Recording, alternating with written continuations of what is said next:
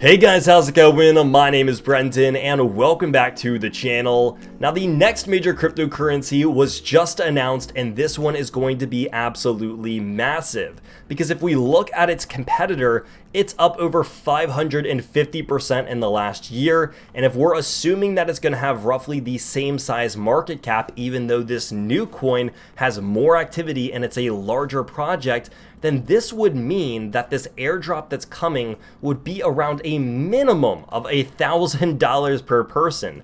Now I'm going to talk about how you can qualify, how you can get even more than that, and how all the tokenomics and this entire dispersal process is going to work. So if that sounds interesting, make sure you stick around for the entire length of this video, as there will be important information discussed the entire way through. But that being said, let's go ahead and dive in. Now, what kind of coin am I talking about here?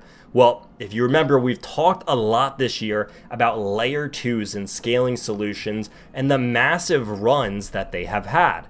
We've looked at Optimism, we've looked at Matic, we've looked at even Immutable X as a scaling solution for Ethereum, and they've all been performing really well. Now, when we look at Optimism, this was the example that I was talking about. It's up over 550% since last year. If we're looking towards last July, where it really bottomed out at around 40 cents, at the time of making this video, it's around 260, which is a massive increase. Now, Optimism's biggest competitor when it comes to terms of technology is Arbitrum, but they've never had a token until now, because yesterday they announced that the Arbitrum token is going to be airdropping and that they're going to be transitioning to a DAO.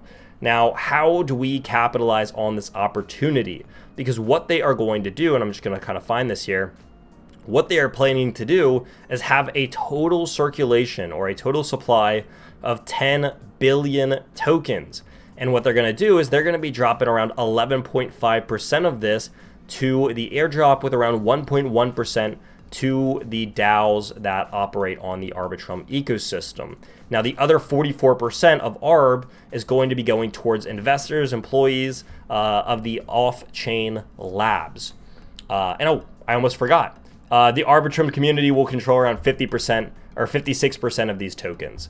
So that's how the entire dispersal process is going to work. If you want to read this for yourself, there's a beautiful article over here from CoinDesk, and this is the section where they talk about how everything is going to be dispersed, all of the different numbers. But the main point here is that around 11.5% will be dispersed to token holders, and it looks like that is going to be around a minimum of, give or take a little bit, of around 1,000 tokens.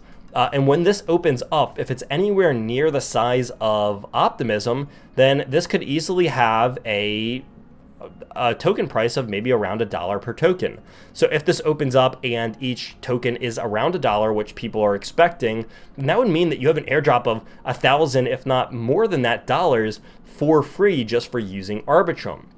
Now, how do you kind of qualify for this? Well, if you've been actively using the Arbitrum network or any of the chains that, or even applications that interact with it, then you should be able to qualify this. If you're interacting with the DAOs, the decentralized exchanges, different platforms, then you could very well qualify for this Arbitrum airdrop. And again, the more activity that you are doing, the more volume that you're driving, the more tokens that you're going to qualify for. So if you meet the minimum requirements, which are fairly easy to meet, assuming that you used Arbitrum kind of at all with any kind of little amounts of volume, then I would definitely go see if you qualify for this, because it could easily be a free $1,000, $2,000 from this airdrop. We've seen a lot of airdrops go absolutely crazy lately with what's been happening in the NFT space. But also, if you look back at what happened with like the Uniswap airdrop, that was a really big one as well. So I wanted to make sure that this was brought to everyone's attention. And again, when we look at these layer 2 coins, they have been killing it over the last year or so. So really over the last 12 months, you look at Optimism, it's up 500%.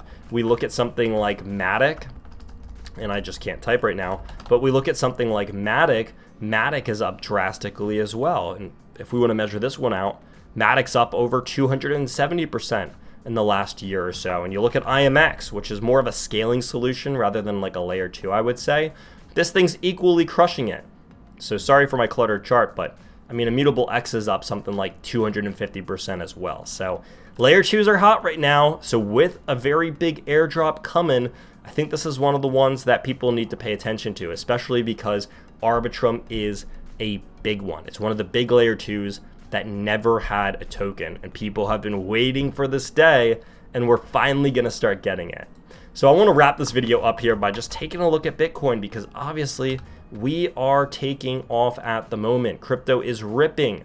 Bitcoin just hit a new local high. Yesterday, or a couple of days ago, it came up to around 26,500, and today we came up to $27,000. We are very rapidly trying to approach this previous consolidation zone of around 28 to 29,000 on Bitcoin.